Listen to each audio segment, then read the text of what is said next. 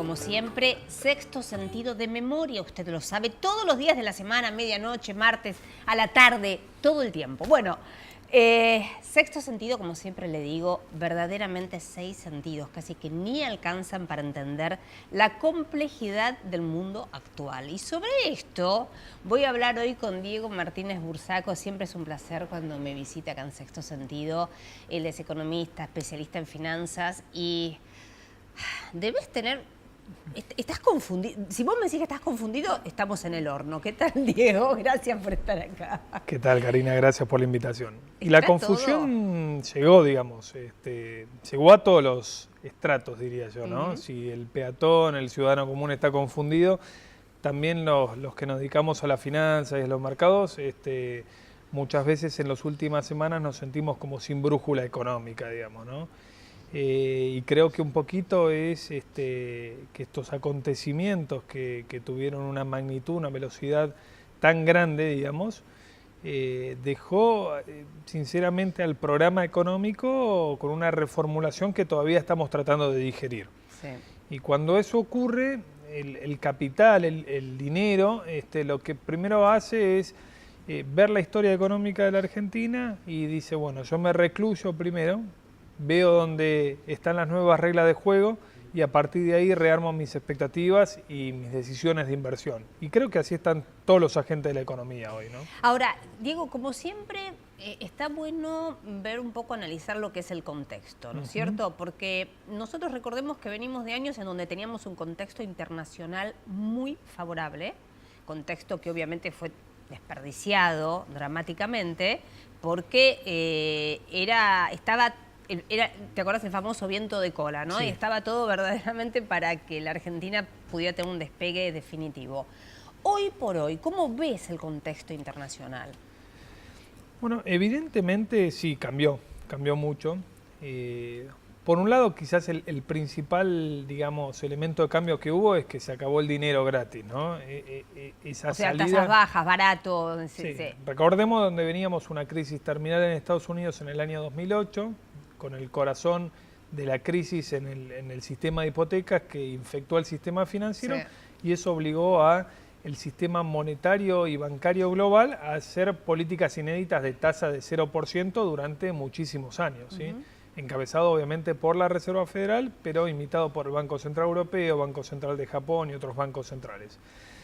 A partir de hace 3 años, la Reserva Federal, que es el Banco Central americano, digamos, el norteamericano, comenzó a tener un punto de inflexión al respecto. Dice, las tasas de interés ya no pueden estar más en el 0% porque eso puede recalentar la economía americana, que iba ganando mayor actividad económica, y entonces también comenzó a delinear un plan de subas graduales de la tasa de interés. ¿Por qué es esto? Porque básicamente también, si las tasas permanecían en cero, aparte del riesgo de sobrecalentar la economía, si venía otro shock externo, sea por, digamos, cualquiera de las variables que se están manejando en el mundo, el Banco Central americano no tenía la posibilidad de hacer política económica, claro, porque monetaria, porque sí, claro. ¿Cómo va a bajar una tasa que ya está en cero? La va a poner en negativo, digamos. Sí, sí. Bueno, y todo eso sabemos que ha impactado en las expectativas de los mercados emergentes, los países emergentes y sobre todo en aquellos que son más dependientes del ahorro externo, es decir, que necesita de esa emisión de bonos para poder equilibrar sus cuentas públicas. Y Argentina estaba primero a la cabeza. Primero a la cabeza. Bueno, recordemos que Argentina estaba prácticamente quebrado, teníamos un banco central que estaba casi técnicamente quebrado y teníamos como, digamos, 2 grandes alternativas, ¿no? O emitir a la manera en la que ya se venía emitiendo o tomar deuda. O sea, en realidad muchas más alternativas no tenés y obviamente empezar a bajar el gasto lo antes posible, que esa es otra cuestión importantísima. Sí, por supuesto. A ver, la emisión monetaria espuria hay que descartarla de cuajo, ¿no? Porque si no tendría ningún efecto contraindicativo para la economía, colateral, secundario, no tendríamos ninguna situación, digamos, de pobreza en el mundo, porque para eso cada banco central emite moneda y listo, y se acabó, digamos, ¿no? Sí, sí. Entonces, ese camino estaba completamente descartado y aparte de haber tenido resultados muy dramáticamente negativos para la Argentina. Ahora bien, Cambiemos lo que hizo fue dormirse en los laureles de esta confianza que le dio el mercado internacional, porque los 2 primeros años del gobierno Cambiemos, el mercado acompañó fuerte, recordemos que Argentina entre 2016 y 2017 fue el país emergente que más deuda emitió en el mundo, más que China, digamos, ¿no? Teniendo en cuenta el tamaño de las economías. Entonces creo que ahí, digamos, la confianza del mercado estuvo. Lo que pasa es que el gobierno, digamos, utilizó esa confianza para dilatar este ajuste fiscal, llámese ajuste, llámese equilibrio de las cuentas públicas o lo que sea, y bueno, y se acabó el tiempo. En enero, yo diría a partir del 28 de diciembre, cuando le atan un poquito las manos al Banco Central, ahí comienza la desconfianza y bueno, todo lo que ya conocemos. Bueno, y eso, a ver, digamos, si hubiésemos tenido, hablar así con es medio bobo con el diario El Lunes, ¿no? Pero evidentemente si uno hubiese tenido un contexto internacional que acompañaba, también la cosa hubiese sido distinta. Pero la realidad real es que, como vos bien señalás, Diego, el contexto internacional está complicado. ¿Cómo lo ves? ¿Vos pensás, el tema entre Estados Unidos y China se viene recalentando? Yo creo que ahí tenemos un factor de riesgo no menor. Estamos hablando de las dos economías más grandes a nivel global. Sí. Estábamos hablando de que Donald Trump es un negociador nato que generalmente tiraba una postura muy agresiva contra la contraparte que tuviera enfrente, pero después negociaban y llegaban a un punto medio, pero acá se va dilatando en el tiempo y China muestra aún una postura mucho más inflexiva, porque justamente es una economía poderosa, digamos. Y también sabemos que detrás está ese equilibrio delicado entre el déficit comercial que tiene Estados Unidos con China, pero el superávit financiero, porque China es el mayor tenedor de títulos del Tesoro del mundo. Exactamente. ¿Sí? ¿Cómo puede jugar eso, Diego? Perdón, la verdad que ¿cómo puede jugar? Digo, si los chinos quisieran hacer alguna no creo que los chinos puedan desprenderse de la noche a la mañana de sus tenencias de bonos del Tesoro americano, porque incluso iría contra sus intereses, porque obviamente... Claro. Si el mercado percibe de que China comienza a vender eso, automáticamente vamos a tener una escalada muy fuerte en la tasa de interés en Estados Unidos, que es similar a una caída en el precio de los bonos. Claro. Y eso te pega fuerte a vos. Pero cualquier atisbo, digamos, de que China amenazara con vender sus tenencias, bueno, tendríamos ahí un shock financiero de relevancia. Y lo que estamos viendo es que a medida que transcurre el tiempo, los costos de encauzar la situación son cada vez más grandes, digamos, ¿no? Hoy el mundo es global, las multinacionales no reconocen ningún límite, pero vemos que Trump, con su, digamos, personalidad de negociador o de hombre de negocios, le puede decir a Apple, bueno, si vos no venís a producir tus iPhone acá, yo te voy a poner un impuesto extraordinario. Sí. Entonces, ¿qué hace Apple? Apple tiene que defender los derechos de sus accionistas, ¿sí? Que son los dueños de la compañía. Sí, entonces no va a ir a producir a Estados Unidos si no le es conveniente. Entonces acá es una cuestión de costos y sentido común. De largo plazo nada puede salir bien de ese proceso coercitivo o decirle a las empresas obligándolas a que vengan a producir acá. Sabemos lo que pasa, nosotros en Argentina somos expertos en atacar al capital privado, en decirle lo que tiene que hacer en vez de fomentar la productividad, los incentivos, etcétera. Entonces creo que de mediano y largo plazo es insostenible la situación. Vamos a ver cómo se dirime. Y con respecto a la tasa de la Fed, ¿no? Se habla de que tal vez no siga subiendo o tal vez un poquitito más, pero no demasiado. ¿Cómo lo ves? Bueno, los últimos datos de inflación en Estados Unidos, ya sea inflación de la inflación como las conocemos acá, como también la inflación de salarios, que es la que vemos en el mercado laboral, por la suba de los salarios interanuales, están bastante acotadas. Eso nos da una idea de que al menos de aquí a fin de año, si todo sigue bien, se van a cumplir estos dos ajustes adicionales de tasa de interés que vamos a tener en la tasa de referencia y, digamos, de alguna manera el mercado tiene incorporado eso, ¿sí? El gran problema es si vemos algún dato de inflación que se desmadra y que tiene que llevar a la Reserva Federal a ajustar más rápidamente la tasa y ahí se mueve todo el panorama. Recordemos, digo, que la economía en Estados Unidos vuela, ¿eh? Es la economía... Es impresionante los indicadores como lo tienen hoy por hoy, ¿no? Es la economía desarrollada con más fuerte crecimiento, obviamente traccionada por la baja de los impuestos corporativos que hubo en Estados Unidos, pero por otro lado lo que vemos es un incremento del déficit fiscal en Estados Unidos. ¿Sí? Ahora, ese desequilibrio, si tiende a aumentar en el tiempo, sumado a un costo de financiamiento más caro, porque la Reserva Federal sube la tasa, encarece a los emergentes, pero también encarece la deuda de los países desarrollados. Claro. Bueno, algunos se animan a decir que a partir de la segunda mitad del 2020 vamos a tener una situación medio recesiva en Estados Unidos. Hay que ver cómo efectivamente se van balanceando esos desequilibrios. Pero ¿no? recordemos que Estados Unidos ha tenido, salvo pocas veces, ha tenido siempre déficit fiscal, ¿no? Sí, con Bill Clinton, ha tenido tuvo superávit fiscal. Exactamente. Obviamente que los países tienen déficit fiscales y los mercados están dispuestos a tolerar esa situación. El tema es cuando esa situación que está acotada comienza a descontrolarse, ¿no? Sobre todo considerando de que, bueno, déficit fiscales tan altos puede también llevar a la mesa de discusión, bueno, si la deuda de Estados Unidos incluso es repagable o no, porque sí, la deuda de Estados Unidos realidad, es más de un PBI ya, ¿no? La relación deuda. ¿Cuántos? ¿400 mil millones de dólares? Casi 15 billones, que serían los trillones americanos. Yo dije, mira, pero me estoy quedando... Es superior al 100% del Producto Bruto. ¿Del Producto Bruto americano? Sí, claro, lo que pasa es que, bueno, la regla del mercado es que ningún país, sobre todo desarrollado, paga su deuda, sino va haciendo el rollover de su deuda. Pero también ahí... hay una cuestión de credibilidad en el medio. Bueno, qué interesante lo que estás diciendo, porque ahora vuelvo, y después del suspirito vuelvo a este tema, ¿no? Que tiene que ver con nosotros. Porque muchos se pueden preguntar, ¿pero por qué un país como Estados Unidos puede tener ese déficit fiscal monstruoso y, entre comillas, no pasa nada, y países como la Argentina? Bueno, acá también hay una diferencia elefantasia de aparato productivo. O sea, Estados Unidos es una locomotora de producción y servicios, exacto, ¿no es cierto?, que respalda, que puede bancar y además emite la moneda, por otro lado. Sí, igual de todas formas yo creo que las dos palabras clave son confianza y credibilidad. ¿Sí? Cuando un país tiene confianza y credibilidad puede manejar sus pasivos de manera muy distinta a lo que es Argentina. Porque de vuelta, Argentina, nuestro pasado nos condena y nuestro presente también, digamos, porque estamos luchando para mantener una moneda creíble, para mantener nuestras cuentas fiscales relativamente sólidas y bueno, y nos cuesta convencer a los inversores.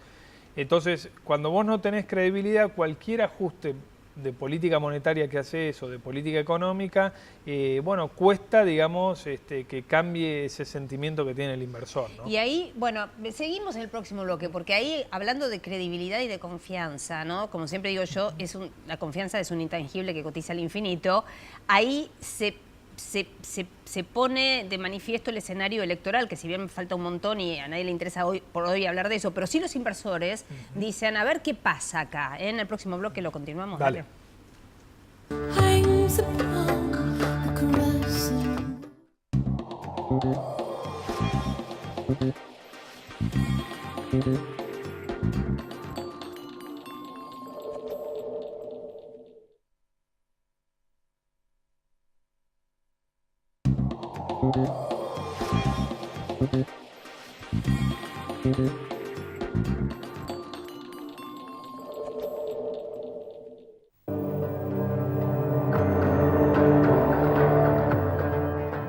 Bueno, acá un placer charlando con Diego Martínez Bursaco. Diego, quedó del bloque anterior.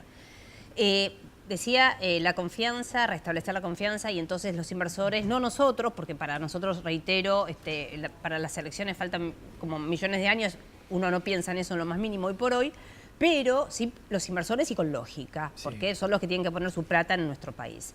Desde ese punto de vista, ¿cómo pensás que están analizando un poco el tema, ¿no? Porque acá se sigue viendo mucha irresponsabilidad. Sí. Yo creo que hay que dividir en la respuesta en varias cosas, ¿no? En primer lugar, así como a nosotros pensar en octubre del año que viene nos parece una barbaridad, para el inversor, digamos, sobre todo extranjero, no es ninguna barbaridad. Claro. Y tiene una postura bien definida al respecto, que es, si no se da la continuidad de Cambiemos, los activos financieros argentinos pueden bajar bastante más de lo que hayan bajado en dólares, ¿sí? Entonces, eso es una apuesta importante.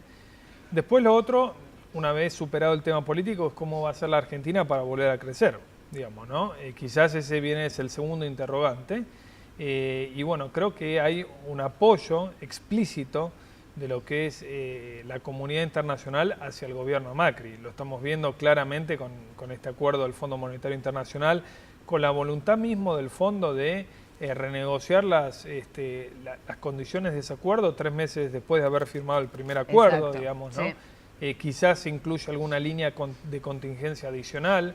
Es decir, que desde lo financiero, del apoyo financiero, están dadas las condiciones para que, digamos, Argentina se estabilice. Ahora, como bien decís, Karina, creo que internamente no la queremos entender en algún sentido, digamos, ¿no? Porque la dirigencia política, digo, en todo su espectro, analiza cómo equilibrar las cuentas, subiendo impuestos y no bajando demasiado los gastos, siguiendo con una presión impositiva en un momento donde la recesión, sobre todo la recesión para el sector privado, va a ser bastante dura, digamos, ¿no? Imagínate que a la pérdida del poder adquisitivo se le suma una incertidumbre sobre la inversión real, ya de la economía real, porque para mí, digo, hasta que no se disipe el tema político, inversiones de economía real, donde uno tiene que hundir capital 5, 6, 7 años, no va a venir, digamos, ¿no? Y a todo eso, yo pienso también, digo, se le suman las reformas estructurales que por razones políticas, recordemos que el gobierno tiene minoría, ¿no es cierto?, en el Congreso, y que siempre por estas cuestiones de pujas políticas que obviamente terminan que todos los ciudadanos seamos rehenes de eso, digo, pujas políticas que son lógicas, pero no cuando las pones bajo el tamiz ya digamos, de la irresponsabilidad. Por eso digo la irresponsabilidad. Porque, digo, reformas estructurales como el tema laboral, que tiene un atraso dramático en la Argentina. La imagen que damos como país hacia afuera es malísima, digamos, ¿no? Porque ni esta crisis financiera, cambiaria y con recesión económica puede agrupar a todo el arco dirigencial a decir, bueno, tomemos 3 o 4 políticas de Estado a largo plazo para refundar a la Argentina, digamos, ¿no? Y uno tiene que ver con el mercado laboral, la otra con el sistema previsional, digamos, hay que encontrarle la vuelta. Hoy el sistema previsional, 3 jubilados son financiados por un aportante activo, eso es insostenible en el largo plazo, yo te diría no solamente el largo, sino ya en el mediano plazo. Entonces tenemos que tratar de ahí generar políticas de blanqueo laboral para incorporar trabajadores que puedan financiar al sistema previsional y esto sea más sustentable. Estabilidad tributaria. Estabilidad, no, y disminución de la presión fiscal. Por supuesto, y estabilidad tributaria, ¿no? Lo que pasa también ahí, fíjate que creo que el gobierno quiso ir más rápido de lo que se podía, como pasó con la inflación, ¿no? Cuando esas metas tan ambiciosas de inflación, recordemos que para el 2019 se estaba hablando de una inflación de un dígito, de acuerdo a la proyección de Cambiemos, y también en cuanto a la disminución de la presión impositiva, quiso disminuir impuestos sin disminuir más agresivamente el gasto, digamos, ¿no? Y obviamente que si vos partís de una situación de mucho desequilibrio, como la que partiste, de 7 puntos de déficit fiscal, y vas a bajar impuestos más rápido que los gastos, en un contexto donde la actividad económica no te repunta demasiado, entonces no vas a tener ese efecto, digamos, derrame que te va a hacer generar, digamos, recaudación impositiva con menos impuestos. Digamos que desde ese punto de vista igual el objetivo es bárbaro, o sea, es un objetivo sano. El norte es sano, pero digamos, se podía hacer en la medida que vos tenías disponible el financiamiento externo para justamente financiar el gradualismo en el gasto. Y bueno, obviamente hoy vemos las consecuencias, ¿no? La confianza no dura eternamente. Cuando vos antes hiciste alusión a la crisis del 2008, una de las consecuencias también que tuvo en el mundo financiero es que, digamos, se pasó de un escenario de no regulación prácticamente, y por eso sucedió lo que sucedió, a uno de hiperregulación o bastante regulación.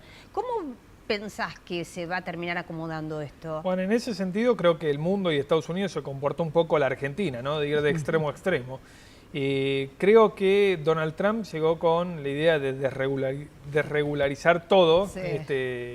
Y obviamente yo creo que en países donde el desarrollo económico, donde la sociedad es más madura, donde las instituciones están más sólidas, obviamente como Estados Unidos, es mucho más fácil avanzar en una desregularización que tenga efectos positivos de corto, mediano y largo plazo, que en países tan inestables como los de Argentina. Fíjate que acá se trató de avanzar en algún sentido, pero después la coyuntura es como que te lleva a tomar medidas como contradictorias, diría. Sí, fíjate, medidas parche, ¿no? Son parches donde de repente tenés la contradicción del objetivo planteado. Fíjate, Cambiemos, vino a instaurar la idea de, bueno, apostemos a la moneda argentina como moneda de ahorro, ¿sí? Donde uno va a poder ahorrar en su moneda, ganarle la inflación, dejemos de pensar en el dólar.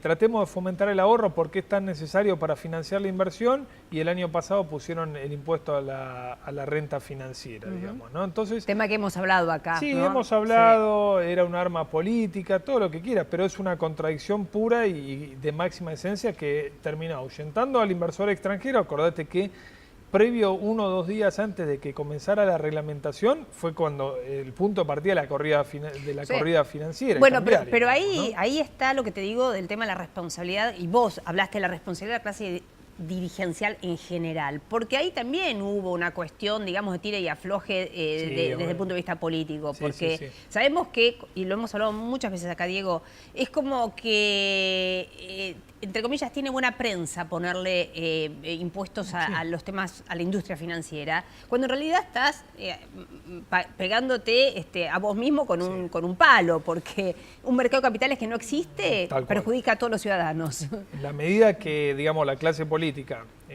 priorice su oportunismo político, su miopía política y el oportunismo sobre todo, bueno, no vamos a salir adelante, lamentablemente. Digamos, si en esta situación cada uno está mirando, bueno, cómo retiene su gobernación, cómo gana la elección próxima y todo, bueno, evidentemente va a ser muy difícil gobernar. Va a ser muy difícil gobernar, tener un plan de trabajo y de gobierno de largo plazo y que sea respetado más allá de la fuerza que integre el Poder Ejecutivo. Así que, bueno, todavía necesitamos ese paso de responsabilidad de nuestros políticos como para bajar una línea también a la sociedad, ¿no? Que muchas veces está dispuesta a hacer sacrificios, pero no ve la misma correspondencia del arco político. Sí, exacto. Y fundamentalmente cuando uno como ciudadano no entiende cuál es el mensaje que se quieren dar, digamos. O sea, de repente tenés algunos mensajes coherentes y otros que, ¿no es cierto? Decís, pero ¿y cómo es esto? Sí. A ver si, viste, viene y me cambia todas las reglas del juego de nuevo. Es complicado, es muy difícil. Diego, para quien tiene alguna capacidad de ahorro hoy en la Argentina, y se siente tan confundido como los inversores externos, pero por ahí un poco menos, porque el que está acá, viste, medianamente ya tiene un poquito medida la temperatura. ¿Qué es lo que conviene hoy por hoy? Bueno, a ver, si nosotros proyectamos que no vamos a llegar a una situación de extremo descontrol financiero o caída de la Argentina en una nueva cesación de pagos, los títulos argentinos en dólares estaban dando retornos de casi 13% en dólares al año, hace apenas una semana, y ahora están cerca del 10%. Eso también lo hablábamos detrás de cámara, que los inversores extranjeros comenzaron a comprar bonos argentinos. Que compren bonos argentinos te disminuye la rentabilidad de los bonos y hace posible que caiga el riesgo país.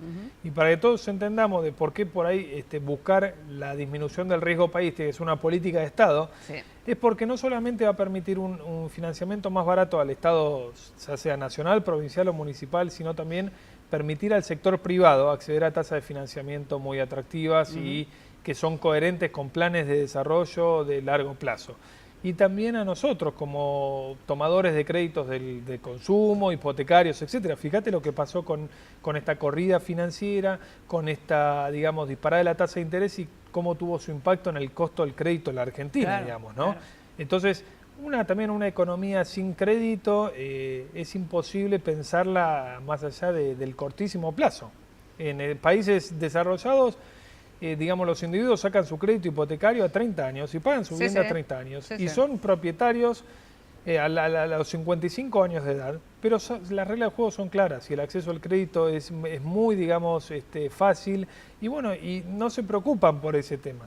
Aquí, digamos, el que tiene su vivienda propia es un afortunado dentro de una Argentina cada vez más pobre, digamos, ¿no? Claro, y ya un poco para finalizar, Diego, la verdad que como vos también siempre decís, o sea, llamar a la responsabilidad en general, que eso permee en la ciudadanía, y saber que en economía vos tocas una variable y hay todo una consecuencia, no hay consecuencias, no es que vos tocas una cosita y todo el resto está igual. O sea, hay que tener una visión un poco más macro y entender, ¿no? Cómo es todo el combo. Sí, hay que obviamente medir los impactos que tienen ciertas decisiones financieras. hay que romper con los prejuicios, esto de la economía financiera versus la economía real. Que ya no existe. La economía financiera es el vehículo para financiar los proyectos de inversión de la economía real. Entonces, si nosotros vamos permanentemente contra el mercado, contra el sistema financiero, y bueno, la verdad vamos a seguir teniendo una visión muy miope, muy de corto plazo, y vamos a tener una grieta, digamos, en cuanto a nuestros principios económicos que nos va a hacer mal para el desarrollo, digamos, ¿no? Como siempre, un placer, Diego. Gracias. Didáctico, como siempre. Mil gracias.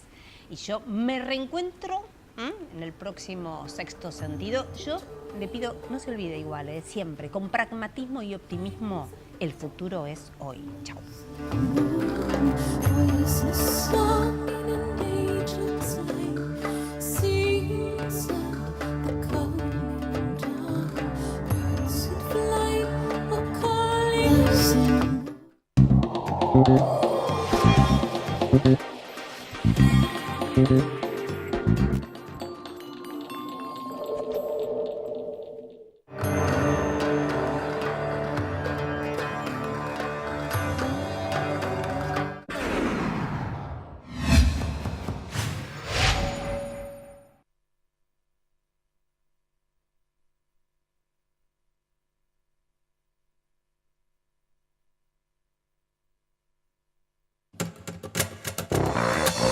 Más de 13.000 policías en calle. Seguimos avanzando hacia una ciudad más segura. Buenos Aires Ciudad. Vamos, Buenos Aires. En la Ciudad Autónoma de Buenos Aires, vivir mejor es ley. Legislatura de la Ciudad Autónoma de Buenos Aires. ¿Qué es crecer para vos? ¿Pudiste entrar, Abu?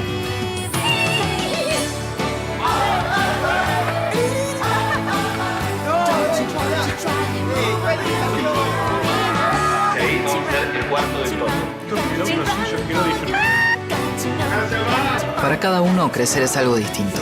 Lo importante es tener quien te acompañe. Me parece que hice un video. Banco Ciudad. Te quiere ver crecer. Sí al 99% de cloacas. Sí al 100% de agua potable. Y sí a tener uno de los índices más bajos de mortalidad infantil de América Latina. ¿Todavía no te vacunaste contra la gripe? Encontrá tu punto de vacunación en www.pami.org.ar o llamando al 0800-222-2233. PAMI. Hace 30 años que vivo acá y hace 30 años que esperamos las cloacas. Dice que los vecinos que tengan cloacas ganan 5 años de vida más. Así que imagínate, más que feliz.